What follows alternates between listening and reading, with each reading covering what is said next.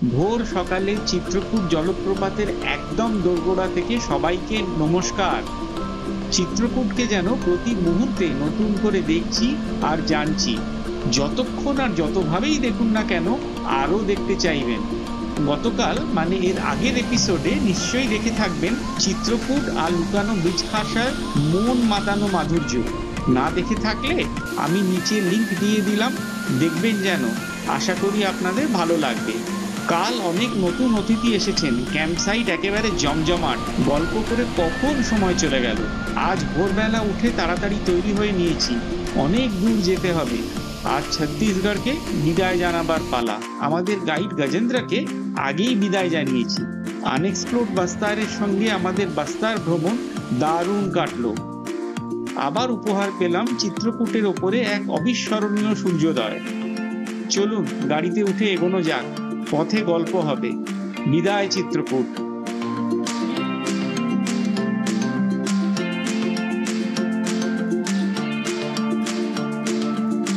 Chitrakoot adventure camp থেকে 5 kilometre গেলেই কুরুশপালের মোড়। এখান থেকে ডান দিকে ঘুরে ইন্দ্রাবতী নদী পেরিয়ে যেতে হয় চিত্রকূট বা জগদ্দলপুর। গত দুদিন আমরা ওদিকেই গেছি। আজ ঘুরে গেলাম বাঁ দিকে। এই রাস্তা আগে গিয়ে মিশবে NH30-তে। আকাশে মেঘগুলো কেমন অদ্ভুত সুন্দর হয়ে আছে, মনে হচ্ছে কোনো সায়েন্স ফিকশন মুভি দেখছি। Portal opening to another world. যে ব্রিজটা ক্রস করছি ওটা নারাঙ্গী নদীর ওপরে। এই নদী আর ইন্দ্রাবতী নদীর সংযোগস্থলে আছে নারায়ণপাল বিষ্ণু মন্দির, যা আপনাদের আগের এপিসোডে দেখিয়েছি। রাস্তাটা ছত্তিশগড়ের একটা ইন্টেরিয়ার রোড, কিন্তু এর ওভারঅল কন্ডিশন বেশ ভালো। আর চারপাশে সিনারির তো কথাই নেই। দুদিকে জঙ্গল আর খোলা চাষের জমি। কুরুশপাল থেকে 19 কিলোমিটার পরে আসে ওয়াসুলি, যেখান থেকে আমরা NH30-তে পড়লাম। ডান দিকে 36 কিলোমিটার দূরে জগদ্দলপুর। আমরা বাঁ দিকে কোন্ডাগাঁও রায়পুরের দিকে ঘুরলাম। গত 7-8 দিন ধরে আমরা কোরাপুট আর বাস্তার চষে বেরিয়েছি আর আপনাদের দেখিয়েছি। এবার ছুটি শেষ, ঘরে ফেরার পালা। ট্রেনে করে ফিরলে তো জগদ্দলপুর গিয়ে সম্বলেশ্বরী এক্সপ্রেস ধরে নিতেন, বা আকাশপথে ব্যবস্থা করা থাকলে এই রাস্তায় পৌঁছে যেতেন রায়পুর, আর সেখান থেকে বিমান। আমাদের মতো নিজেদের গাড়ি করে এলে একটু রুট নিয়ে ভাবনা চিন্তা করতে হয়। আর সাহায্যের জন্য সর্বদা প্রস্তুত গুগল মামা বা মামি। চিত্রকূট কলকাতা বা কলকাতা চিত্রকূট সার্চ করলে গুগল একটা স্ট্যান্ডার্ড রুট দেখায়। কোন সময় সার্চ করছেন প্লাস আর কিছু ভ্যারিয়েবলস এর উপর নির্ভর করে মাঝে মাঝে দু একটা অল্টারনেট রুটও দেখিয়ে থাকি। আমি ম্যাপ তুলে ধরছি যাতে বুঝতে সুবিধে হয়। দরকার মতো ভিডিওটি পজ করে দেখে নেবেন। মূলত দুটি প্রধান রুট আছে। নীল রঙে দর্শানোটা গুগলের ডিফল্ট রুট। 1000 কিলোমিটার লম্বা এই রাস্তা চিত্রকূট থেকে ভবানীপাটনা, তারপর তিতিলাগড়ের পাশ দিয়ে বালাঙ্গীর, অনুগুল, তালচের হয়ে কটক ছাড়িয়ে পানিকৈলিতে NH16-এ গিয়ে মিশবে। লাল রঙে দেখানো ট্র্যাক 1100 কিলোমিটার মতো লম্বা। এই রাস্তা মূলত NH30 ফলো করবে, যেটা কোন্ডাগাঁও কাঁকের হয়ে রায়পুরের কাছে NH49-এ পড়বে। সেই NH49 বা এশিয়ান হাইওয়ে 46, যেটা কলকাতা থেকে মুম্বাই গিয়েছে। রাস্তাটা বরগড়, সম্বলপুর, কেওনঝাড়, যোশীপুর, বহড়াগড়া হয়ে খড়গপুরে আবার NH16-এ গিয়ে মিশবে। থার্ড অল্টারনেটিভটা একটা স্লিপ রুট, যেটা বালাঙ্গীর আর বরগড় কানেক্ট করছে। এটাতে বালাঙ্গীর থেকে আনগুলের দিকে না গিয়ে বরগড় গিয়ে আবার NH49 কানেক্ট করতে হয়।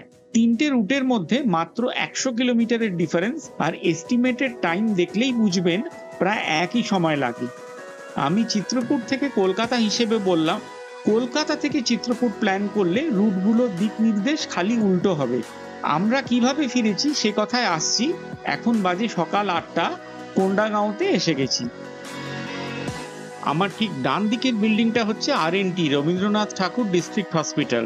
আর তারপর ওই লাল বিল্ডিংগুলো ছত্তিশগড় ট্যুরিজমের জোহার এথনিক রিসোর্ট, যার এন্ট্রি গেটটা আবার জগদ্দলপুরে বাস্তার প্যালেসে মা দান্তেশ্বরী মন্দিরের আদলে গড়া।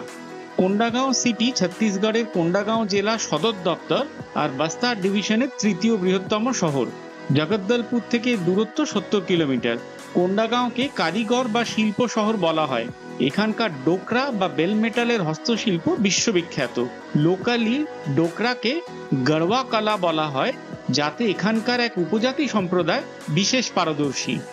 এই শিল্পকলা বহু হাজার বছর পুরনো লস্ট ওয়্যাক্স টেকনিকে গড়া, যেখানে মোমের ছাঁচে ধাতু গলিয়ে মূর্তি তৈরি করা হয়, বিশেষ করে ঝিটকু আর মিটকি, যারা এখানকার দেব ও দেবী।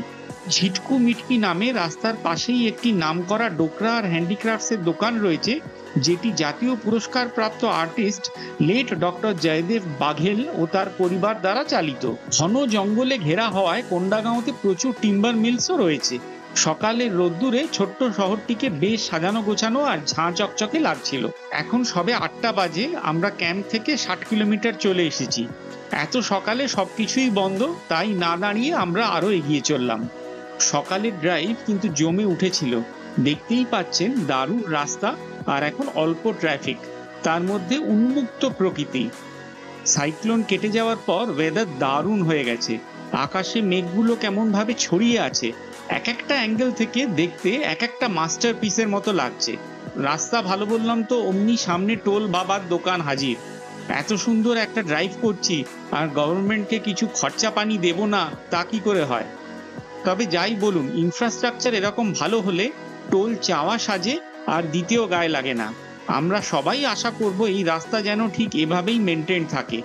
মাঝে মাঝে ছবির মতো সুন্দর ছোট ছোট টাউন পার হচ্ছিলাম। এটা ফরসগাঁও। এদিকে মনে হয় সব জনবহুল এলাকাতেই রাস্তা পারাপারের জন্য এমন ফুট ওভারব্রিজ করে দেওয়া আছে। কেশকাল পৌঁছানোর একটু আগে থেকেই রাস্তার কন্ডিশন ডিটোরিয়েট করতে শুরু করলো। আগের মতো আর মাখন নয়। বাঁ দিকে যে লাল রাস্তাটা দেখছেন, ওটা কেশকাল ঢোকার আগে কেশকাল ঘাটি বাইপাস তৈরি হচ্ছে। আমরা এখন কেশকাল শহরের মধ্যে। এই কেশকাল অঞ্চল মন্ত্রমুগ্ধকর প্রাকৃতিক দৃশ্য, সবুজে মোড়া অরণ্য এবং দৃষ্টিনন্দন জলপ্রপাতের জন্য সুপরিচিত। সকালে তাড়াতাড়ি বেরোনোর জন্য ক্যাম্পে ব্রেকফাস্ট নেওয়া হয়নি। খিদে পেয়েছিল, কিন্তু এতদূর পর্যন্ত কিছুই চোখে পড়েনি। হঠাৎ দেখলাম একটা ব্রেকফাস্ট স্টল, গরম গরম ধোসা হচ্ছে। ব্যাস, চুটিয়ে ব্রেকফাস্ট সাঙ্গ করলাম। এখন যার জন্য এই রুটে আসা আমাদের আজকের প্রথম সাইট সিইং স্পট। কেশকাল ঘাটি শুরু হওয়ার আগে ঢুকে পড়লাম ডান দিকে একটা সরু গলির মধ্যে। এই রাস্তায় আপনাদের কপাল ভালো থাকলে এরকম অবরোধের সম্মুখীনও হতে পারেন। একটু এগোলেই রাস্তাটা বেশ সুন্দর মেঠো পথ হয়ে গেল আর চারিদিক বেশ সুন্দর হতে শুরু করলো। খুব বেশি না, মেন রোড থেকে খালি 3 কিলোমিটার আসতে হবে। এসে পড়বেন আনকোরা একটি নতুন জায়গায়, টাটামারি হিল স্টেশন, যা খুব বেশি দিন হলো তৈরি হয়নি, কিন্তু এখন দারুণ পপুলার একটা টুরিস্ট স্পট। কেন, তা শিগগিরই দেখবেন। এখন বাজে ঠিক 9টা 10। আমরা 2 ঘন্টায় 118 কিলোমিটার পথ চলে এসে গেলাম আমাদের প্রথম প্ল্যান্ড হল্টে। এটা টাটামারি হিল স্টেশনের সুন্দর এন্ট্রেন্স। হিল স্টেশন বলতে এটা এখানকার সব থেকে উঁচু টিলা বা ক্লিফের একদম এজে কয়েক একর জমি নিয়ে নতুন তৈরি একটা টুরিস্ট স্পট। জগদ্দলপুর আর রায়পুরের প্রায় মাঝামাঝি জায়গাতে পড়ে। জগদ্দলপুর থেকে 137 কিলোমিটার আর রায়পুর থেকে 158 কিলোমিটার। দেখতেই পাচ্ছেন খুব সুন্দর করে সাজানো গোছানো আর ডেভেলপ করা হয়েছে। সামনে ওগুলো এখানকার উডেন কটেজ, কংক্রিট দিয়ে তৈরি হলেও কটেজের সামনেটা পুরো কাঠের কাজ করা। পুরো ক্লিফের ধার জুড়ে তৈরি করা আছে অনেকগুলো অবজারভেশন ডেক বা প্ল্যাটফর্ম, আর আছে প্রচুর বসবার জন্য বেঞ্চ। এখানে গেট থেকে যে হাঁটা পথটা এসেছে সেটা সোজাসুজি ধাক্কা খেলো এই অবজারভেশন ডেকে, আর সেখান থেকে দেখতে পাবেন এরকম দুর্দান্ত 180 ডিগ্রি ভ্যালি ভিউ। আগেই বলেছি এটা ক্লিফ এজে তৈরি করা, তাই ভিউইং এফেক্টটা আরো বেশি সুন্দর। সামনে নিচে ঘন সবুজ আর পাহাড়ে মোড়া টাটামারি বা টাট্টামারি মালভূমি বা প্ল্যাটো। পুরো জায়গাটা সবুজ ঘাসে মোড়া আর মরশুমি ফুলে সাজানো। এগুলো ডিলাক্স রুমস। এখানে কটেজ, ডিলাক্স রুমস, ডরমিটারি আর টেন্ট সবই পেয়ে যাবেন। হ্যাঁ, এখানে নাইট ক্যাম্পিংও হয় বই কি। হাঁটতে হাঁটতে আরেকটা ভিউইং প্ল্যাটফর্মে এসে গেছি। কেশকাল ট্যুরিজম বলে একটা সংস্থা লোকাল সেলফ হেল্প গ্রুপ দিয়ে এটা চালায়। আমি নিচে ডিটেলস দিয়ে দিলাম। হাতে সময় থাকলে একটা রাত এখানে কাটাতেই পারেন, বিশেষ করে হেমন্ত বা শীতের সময়। আকাশ ক্লিয়ার থাকলে স্টার গেজিং এর এটা আদর্শ জায়গা। শীতের মরশুমে এখানে মেঘ আপনাদের পায়ে খেলা করবে। স্থানীয় মহিলারা এখানে একদম লোকাল কুইজিন রান্না করে খাওয়ান, আর চাইলে এরা নিচে জঙ্গল ট্রেকেও নিয়ে যায়। আতিথেয়তার কোনো ত্রুটি নেই। আমাদের ট্রিপ রিসার্চ করবার সময় ছবি দেখে চোখ আটকে গেছিল, তাই ফেরার পথে সচক্ষে দেখে গেলাম। দুর্দান্ত একটা নতুন টুরিস্ট স্পট। আবার উঠে পড়লাম 30 নম্বর জাতীয় সড়কে। কেশকাল শহর ছাড়িয়ে এবার আসছে ফেমাস কেশকাল ঘাটি। ঘাট সেকশন আর আনডিভাইডেড ডুয়াল লেন রাস্তা হলেও তা বেশ চওড়া, কিন্তু তাতে কি, যে ট্রাকগুলো চলাচল করছে তারা আরো লম্বা আর ওভারলেডেন। নিজের লেনে থাকলেও কার্ভে মুখোমুখি দেখা হবেই, আর তৎক্ষণাৎ পিছু হটা ছাড়া কোনো গতি নেই। ওদের দৈর্ঘ্যে পুরো কার্ভ জুড়ে টার্ন না করলে ওরা ঘুরে উঠতে পারবে না, আর গ্রেডিয়েন্টে এরা ব্রেক করতে বাধ্য হলে কেলেঙ্কারি। ঘোড়ার মুখে চড়াইতে এই ট্রাক দাঁড়িয়ে গেলে ঘন্টার পর ঘন্টা জ্যাম লেগে যাবে যে। টোটাল 12টা হেয়ারপিন বেন্ড আছে কেশকাল ঘাটিতে। আশেপাশে ট্রাক না পেলে দারুণ চওড়া আর বড় রাস্তা, কিন্তু দেখতেই পাচ্ছেন কন্ডিশন খুব একটা ভালো না। ওপরে সারফেসটা উঠে গেছে আর চারিদিক ধুলোয় ধুলোময়। এই স্ট্রেচে হাইওয়ে কনস্ট্রাকশনের কাজ চলছে। রাস্তায় কাজ হওয়ার জন্য রাস্তার কন্ডিশন যেমন খারাপ হয় তেমন আর কি। আমরা প্রায় কাঙ্কেরে চলে এসেছি। বাঁ দিকে যে রাস্তাটা দেখলেন ওটা নির্মীয়মান কাঙ্কের বাইপাস। কাঙ্কের শহর কাঙ্কের ডিস্ট্রিক্টের ডিস্ট্রিক্ট হেডকোয়ার্টার্স, আর বস্তার ডিভিশনে জগদ্দলপুরের পর দ্বিতীয় বৃহত্তম শহর। আজ আকাশটা ফাটাফাটি লাগছে। কেশকাল আর কাঙ্কেরের মধ্যে কেশকাল ঘাটি, একদিকে কাঙ্কের আর আরেকদিকে কেশকাল। কাঙ্কের জগদ্দলপুর থেকে 160 কিলোমিটার আর রায়পুর থেকে 140 কিলোমিটার দূরে। ওই যে বাঁ দিক থেকে এসে আবার জুড়ে গেল নির্মীয়মান বাইপাস। কাঙ্কের ছাড়িয়ে বেরোতেই মন্ত্র বলে রাস্তা একদম ভালো হয়ে গেল। আমাদের ডান দিকে ছত্তিশগড় ট্যুরিজমের হিল মায়না হাইওয়ে রিট্রিট। এখানে রেস্তোরাঁ ও থাকার ব্যবস্থা আছে। নিজে গাড়ি চালিয়ে দেশ ঘুরে দেখতে আমাদের খুব ভালো লাগে। এটা ঠিক নেশার মতো।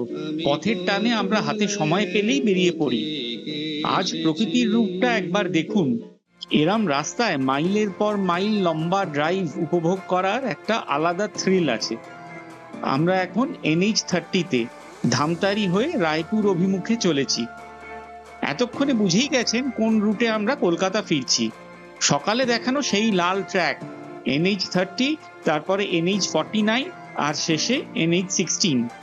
গুগলের বাতলানো ভবানীপাটনা অনুগুল হয়ে রুটটা নিইনি, কারণ এদিকে ডিস্টেন্স একটু বেশি হলেও সময় প্রায় একই লাগবে, আর এই রাস্তাটা তুলনামূলকভাবে বেশি ভালো। একটু আগে যে বললাম আমাদের এই ট্রিপটা প্ল্যান করবার সময় দুটো জায়গায় চোখ আটকে গেছিল। তার একটা দেখলেন টাটামারি, আর একটাতে প্রায় এসে গেছি গাংরেল ড্যাম। এই দুটো স্পটও পেয়ে যাব, তাই এই রুটটাই বেছে নিয়েছিলাম। অচিরেই পৌঁছে গেলাম ধামতারি ডিস্ট্রিক্টের ডিস্ট্রিক্ট হেডকোয়ার্টার্স ধামতারি শহরে। উদ্দেশ্য ছত্তিশগড়ের মিনি গোয়া বিচে যাব। ঠিকই শুনলেন, শুধু বিচই নয়, একেবারে গোয়ার বিচের সঙ্গে তুলনা, তাও এখানে। রহস্যটা খুলেই বলি, আমরা চলেছি মহানদীর উপর তৈরি পণ্ডিত রবিশঙ্কর সাগর ড্যাম বা গাংরেল ড্যামের রিজার্ভয়ার দেখবার জন্য, যেটা ধামতারি থেকে মাত্র 12 কিলোমিটার দূরে। এই ধামতারি ডিস্ট্রিক্টটি পূর্বঘাট পর্বতমালার কোলে 851 কিলোমিটার লম্বা ভারতের 7th লার্জেস্ট রিভার মহানদীর উৎসস্থল। সেখানে আছে দুধওয়া ড্যাম। তারপর মহানদী প্রবেশ করে কাঙ্কের জেলায়, আর সেখান থেকে আবার ধামতারিতে, যেখানে রয়েছে এই বাঁধ। গাংরেল ড্যাম কাছেই ভিলাই স্টিল প্লান্টের মেইন ওয়াটার সোর্স। এছাড়া জলবিদ্যুৎ উৎপন্ন করা ও সেচের কাজ তো রয়েছেই। গাংরেল ড্যামের জলাধার বা রিজার্ভয়ারের পাশে গড়ে তোলা হয়েছে একটি কৃত্রিম বিচ, ওয়াটার স্পোর্টস কমপ্লেক্স আর লাক্সারি রিসর্ট, যা দেখলে একদম অবাক হয়ে যাবেন। বেলা 11:30টায় এসে পড়লাম এখানকার পার্কিং স্পটে। জলাধার বা লেকটা খুব সুন্দরভাবে ডেভেলপ করা হয়েছে। মিনি কেন, গোয়ার বিচকেও টেক্কা দিতে পারে, খালি সমুদ্রটা মিসিং, এই যা।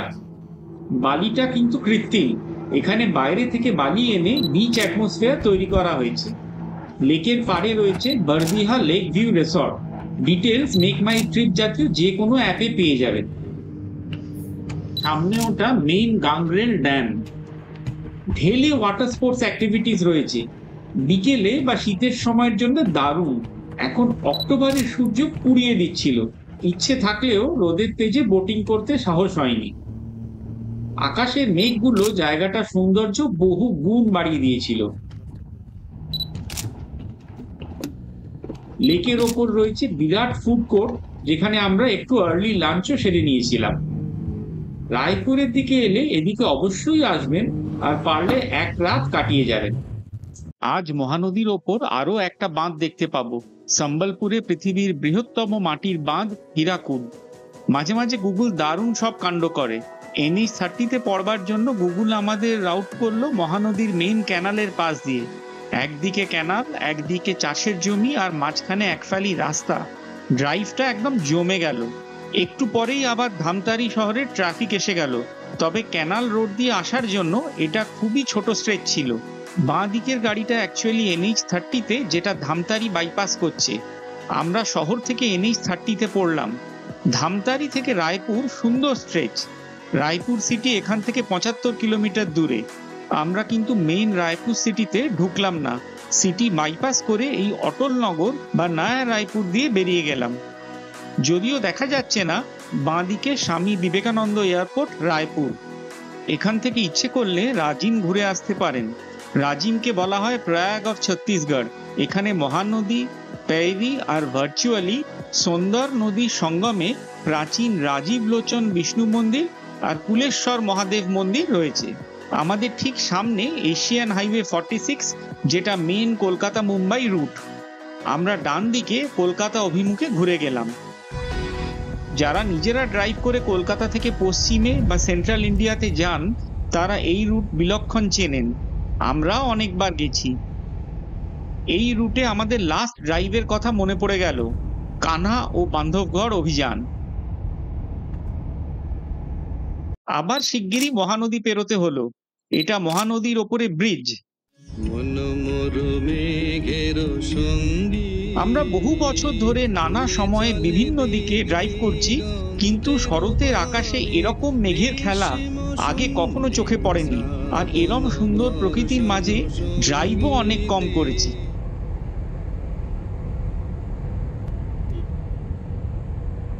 এটা ঠিক বোধগম্য হলো না। আমাদের ওদিক থেকে এনারা অনুপ্রাণিত, না এখান থেকে আমাদের ওখানে অনুপ্রেরণার আদান প্রদান হয়েছে, কে জানে বাবা। বরগড় আসার কিছু আগে হঠাৎ আকাশ অন্য রূপ নিল। চারিদিকে ঘন কালো মেঘের ঘনঘটা ক্রমে আরো কালো হয়ে আসছে। তারপর এলো ঝেঁপে বৃষ্টি, মানে মুষলধারে বৃষ্টি যাকে বলে। ভিজিবিলিটি ঝপ করে পড়ে গেল। বেলা 4:45, বরগড় টাউন ক্রস করছি, মানে বাইপাস করছি আর কি। হাইওয়ে তো শহরের পাশ দিয়ে গেছে। বরগড় পেরিয়ে আরো এগোতেই আবার দেখা হয়ে গেল পুরনো বন্ধুর সঙ্গে, মহানন্দী। সে আজ আর পিছু ছাড়ছে না। বিকেল 5:30, ডান দিকে রেল ব্রিজ আর বাঁ দিকে দূরে হীরাকুদ ড্যাম। ভিডিওতে দেখা যাচ্ছে না। আমরা সম্বলপুরে চলে এলাম। এই রুটে চিত্রকূট থেকে কলকাতা অ্যারাউন্ড 1000 কিলোমিটার। যেমন কলকাতা কোরাপুট ছিল, চাইলে বাড়ি অবধি টেনে দেয়া যেত, ভোর রাতে পৌঁছতাম। কিন্তু এতদিন ধরে ঘোরাঘুরির পর রেস্ট দরকার, তাই আজ রাতে কন্টিনিউয়াস ড্রাইভ না করে নাইট হল্ট দেব। আগে ঠিক করেছিলাম সম্বলপুরে থাকবো, কিন্তু সবে সন্ধে 6টা বাজে দেখে আরো এগিয়ে চললাম। কেওনঝাড় বা কেন্দুঝাড় অবধি গিয়ে হল্ট করব। আগামীকাল কোজাগরী লক্ষ্মী পুজো, তাই আকাশে পূর্ণিমার চাঁদ জলজল করছে।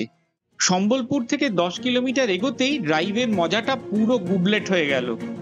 যাচ্ছি উষাকোটি ওয়াইল্ড লাইফ স্যাংচুয়ারির মধ্যে দিয়ে। রাস্তা 4 লেন থেকে আনডিভাইডেড ডুয়াল লেন আর ভাঙাচোরা খানাখন্দে ভরা। আর রাতের সময় উল্টো দিক থেকে হাই বিমের অত্যাচার। আমাদের দেশে এদিককার প্রায় সব ওয়াইল্ড লাইফ স্যাংচুয়ারির মধ্যে রাস্তার এই দশা, সরু আর ইল মেনটেন। ওয়াইল্ড লাইফ কনজারভেশন সংক্রান্ত কিছু হবে বোধহয়। 20 কিলোমিটার নরক যন্ত্রণার পর দেওঘরের কাছ থেকে আবার 4 লেন ঝাঁ চকচকে রাস্তা। পুরো কাঞ্জিপানি ঘাট সেকশন 4 লেন, একদম মাখন রাস্তা।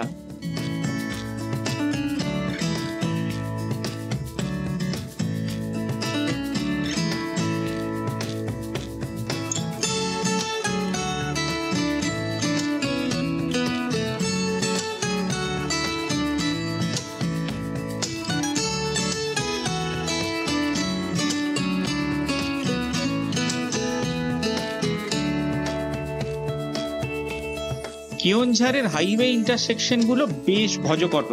আমরা আজ 768 কিলোমিটার, 3টে লেগ আর টোটাল 14 ঘন্টায় কভার করলাম, ইনক্লুডিং অল স্টপস। কেওনঝাড় পান্থনিবাসে কন্ট্যাক্ট করতে পারিনি। হোটেল কাশবি ইন্টারন্যাশনালে একটা রুম পেয়ে গেছিলাম। ভালো হোটেল, আলাদা করে বলার কিছুই নেই। ঘন্টা রেস্ট করে আবার সকালে স্টিয়ারিং ধরছি। Good morning. কাঁটায় কাঁটায় সকাল 9টা। কেওনঝাড়ের হোটেল কাশবি ইন্টারন্যাশনাল থেকে রওনা দিলাম কলকাতার উদ্দেশ্যে। আজ বেশি নয়, মোটে 360 কিলোমিটার পথ পেরোতে হবে। গতকাল রুমে ঢুকেছিলাম রাত 9:30 নাগাদ। 7-8 ঘন্টা সলিড রেস্ট নেওয়ার পর এখন আবার raring to hit the roads again. জানেন কি, কেওনঝড় উড়িষ্যার অন্যতম প্রধান খনিজ উৎপাদনকারী জেলা। এখানে লৌহ আকরিক, ম্যাঙ্গানিজ আকরিক, ক্রোমাইট, কোয়ার্টজাইট, বক্সাইট, পাইরোফিলাইট এবং চুনাপাথর এই প্রধান খনিজগুলি পাওয়া যায়। আর এর উপরে ভিত্তি করে প্রচুর শিল্প ছড়িয়ে আছে কেন্দুঝাড় জেলায়। বৈতরণী পেরোচ্ছি। না, মানে আপনাদের সঙ্গে কথা বলছি যখন, সেই বৈতরণী নয়, এটা উড়িষ্যা দিয়ে বয়ে চলা বৈতরণী নদী।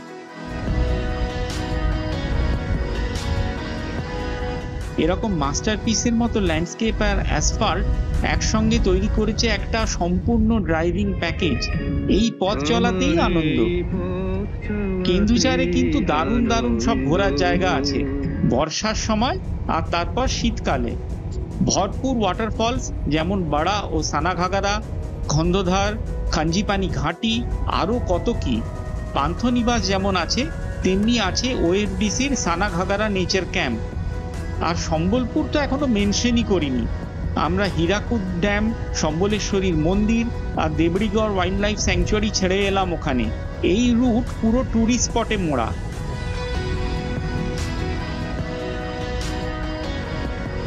বলতে বলতে কেওনঝাড় থেকে 70 কিলোমিটার চলে এলাম। ডান দিকে রয়েছে শিমলিপাল ন্যাশনাল পার্কের রেঞ্জ অফিস, যেখান থেকে শিমলিপাল প্রবেশের ছাড়পত্র দেয়া হয়। চলে এসেছি যোশীপুর। সময় থাকলে আর একবার কালিয়ানি গেট দিয়ে শিমলিপালের ভেতরে ঢুকে 2-1 দিন থেকে বাড়িপতার দিকে পিথাবাটা গেট দিয়ে বেরিয়ে লুলুং অরণ্য নিবাসে থেকে বাড়ি ফেরা যেত। ওটা একটা দারুণ self driven forest holiday package.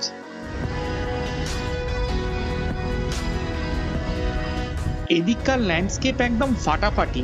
Video নিয়ে শেষ করতে পারছি না, আরও তুলতে ইচ্ছে করছে। ব্লগটা এডিট করবার সময় রাস্তার কোন ফুটেজটা নেব আর কোনটা বাদ দেব তা নিয়ে সমস্যায় পড়তে হয়েছিল।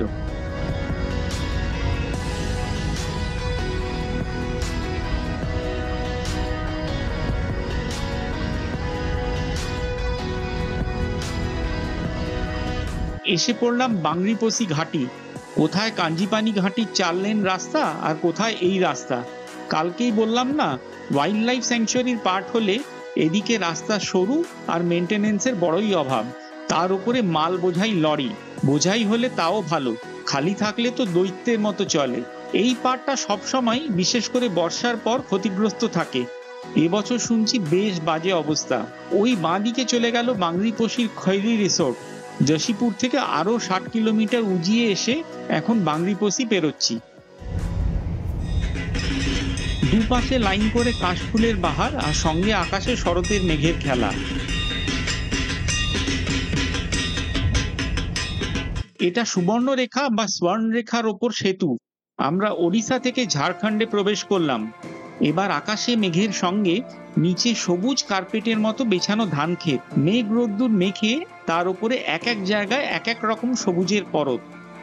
সামনে বহড়াগোড়া, সোজা গেলে ঘাটশিলা, টাটানগর হয়ে রাঁচি। আমরা ডান দিকে খড়গপুরের দিকে ঘুরবো। এটা ঝাড়খণ্ড, কিন্তু এমন জায়গা যেখানে বাংলা, ঝাড়খণ্ড আর ওড়িশার সীমানা মিলেমিশে একাকার। এসে গেছে চিচিড়া বর্ডার। ঢুকে পড়লাম পশ্চিমবঙ্গে।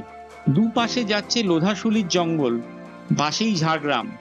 খড়গপুর পার হওয়ার সময় লক্ষ্য করবেন চারদিকের রংটা আলাদা। লাল মাটি তো আছেই, কিন্তু চারপাশে প্রচুর ইন্ডাস্ট্রি হওয়ায় একটা ধুলো মিশ্রিত লাল আভা আছে। তবে আজকের মেঘ পুরো শো স্টপার। 1:45টার মধ্যে দাঁড়িয়ে গেলাম দেউলিয়া বাজারের কাছে নিউ বেঙ্গল ধাবায় লাঞ্চ করতে। আজ মসৃণ আর ফাঁকা রাস্তা পেয়েছি, এখনো পুজোর রেশ কাটেনি। কেওনঝাড় টাউন থেকে কলকাতায় আমাদের বাড়ি এই 360 কিলোমিটার রাস্তা আসতে ঠিক 5 ঘন্টা 45 মিনিট সময় লাগলো, মধ্যাহ্ন ভোজের বিরতি নিয়ে।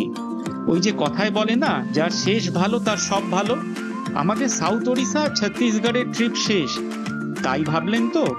না, পুরোটা ঠিক নয়। এই সফর শেষ হলো বটে, কিন্তু সাউথ ওড়িশা সিরিজের এখানেই সমাপ্তি নয়। হাতে তো অত সময় পাওয়া যায় না যে সব জায়গা একসঙ্গে ঘোরা যায়। মনে করে দেখুন, এই সিরিজের প্রথম আর দ্বিতীয় এপিসোডে কথা দিয়েছিলাম জিরাঙ্গা, মহেন্দ্রগিরি, পারালাখি মুন্ডি আর সর্বোপরি দেওমালি ভালো করে দেখাবো। তাই আর দেরি না করে আমাদের চ্যানেলটি সাবস্ক্রাইব করে ফেলুন, আগামী এপিসোডগুলি মিস করবেন না যেন। ভালো লাগলে হাইপ, কমেন্ট ও শেয়ার করুন। আবার রোড ট্রিপে দেখা হচ্ছে তাহলে। আপনাদের মূল্যবান সময়ের জন্য অনেক ধন্যবাদ।